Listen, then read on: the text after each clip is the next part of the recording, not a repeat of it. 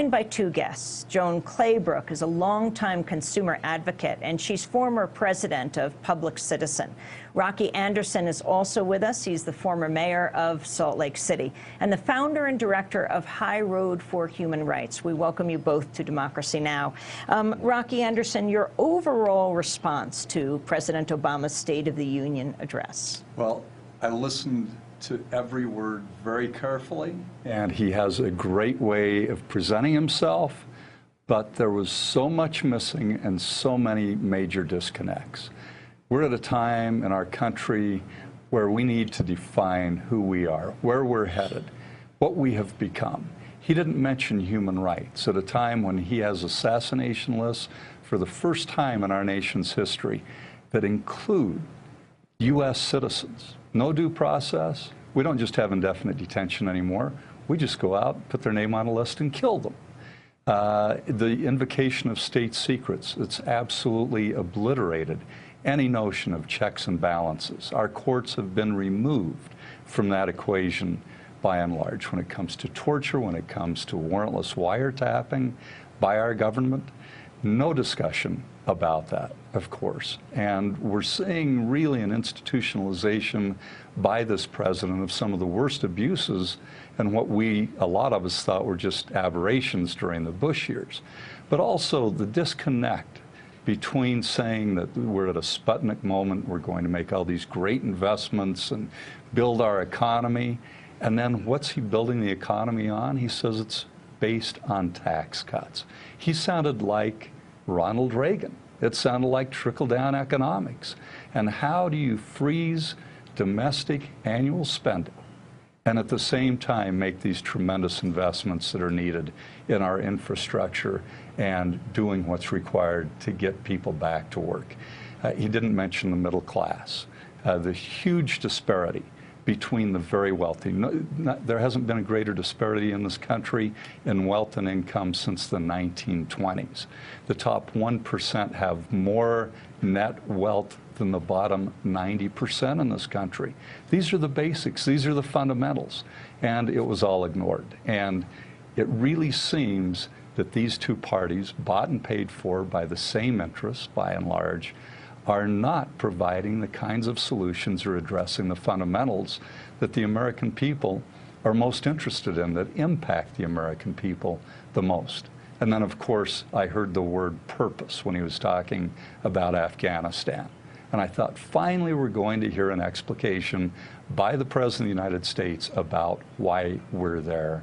And then it wasn't there at all. He talked in one sentence. It was basically just an aside about how we're seeking to control the Taliban to stop al-Qaeda, ignoring, it seems, the fact that al-Qaeda has become the cellular network around the world, driven in large part, probably in greatest part, by the fact that the United States has invaded and occupied these Muslim countries and continues to kill innocent Muslim civilians. Joan Claybrook, you are a leading consumer advocate. You are the president emerita of Public Citizen. You're here in Park City at the Sundance Film Festival. Actually, we played a clip of a movie yesterday called Hot Coffee, where you talked about legislation that limits people's ability to access the courts. But first, overall, your response to what President Obama had to say last night. Well, first of all, I think that this was his first campaign speech of 2012. And he was attempting to preempt the Republicans from going after some of the things that that he's advocated. And the thing that really bothered me the most was that he's going to cut domestic spending for programs that are essential for Americans. And I look at his new framework of being a business-friendly administration and say to myself, have they earned this? Have the Wall Street guys who robbed and plundered America, have they earned a seat at the table from this president?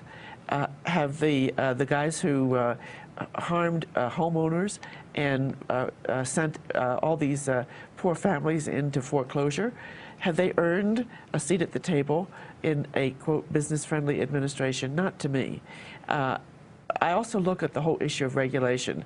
He's issued an edict that says that every government agency ought to cut some regulations. Now, we're not talking about some obscure thing. We're talking about the environment, global warming, health, safety, pharmaceutical issues, auto safety, truck safety, all these issues that matter every day to Americans. And what that sends is a message. It sends a message to the civil servants who sweat to try and get these issues dealt with and to protect the American public, that their president isn't going to support them if they get into a controversial issue. And every regulation almost is controversial because somebody doesn't want it, particularly big business. And it sends a message to the business interests that they can go with impunity and oppose these regulatory programs. And they know that the president is probably going to clamp down on the people who are issuing the rules. And these rules matter. They really matter when you have, for example, a very controversial one pending is hours of service for truck drivers. And it kills 5,000 people a year and injures, almost 100,000 people a year. Just think of the consequences for American families with just that one rule. And then it sends a message to Congress, and particularly Congressman Issa of California, who's the new head of the Oversight Committee, who wants to go after the regulatory program, who went to the business interests and said, what do you want to kill? So I see that the president is not really addressing the issues that matter to American people. Daniel Issa, believed to be, I think, the wealthiest member of Congress. Right. Step away from the car is his line. I think it's in his voice. That's where he got his wealth from. What was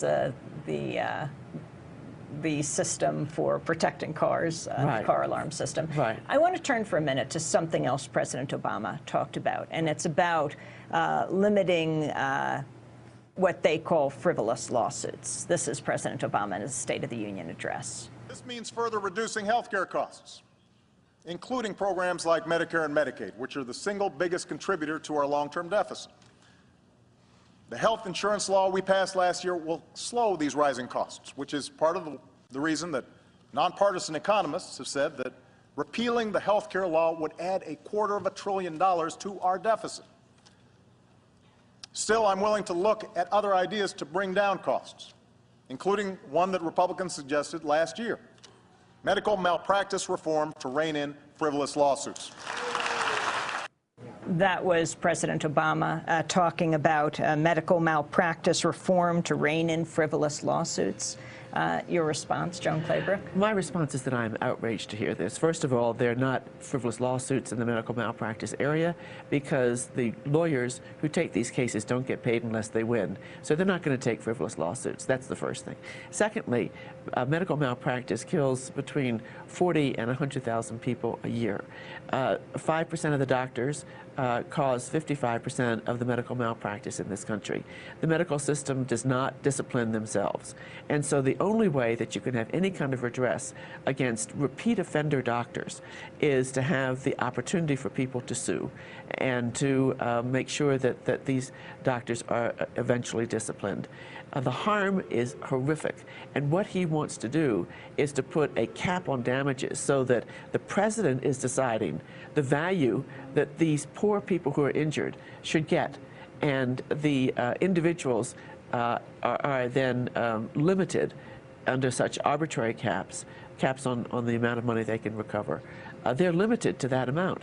And I'm in a family that was in this Hot Coffee movie that had awarded, the jury awarded them for their baby who was born with brain damage. They were awarded almost $6 million. The cap on damages got them $125 million. So who pays the difference? 1.25. 1.25 million, sorry.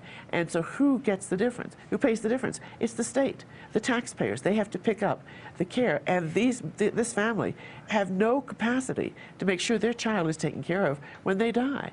And it's a 24/7 job for the mother to take care of a brain-damaged child. And she gets no compensation whatsoever. and the doctor walks away scot-free. And the insurance industry. And the insurance industry, you know, who should be paying for this, charges high fees to the doctors and don't pay the benefits. I wanted to turn to Dr. Atul Gawande. He is well-known staff writer for The New Yorker, doctor in Boston.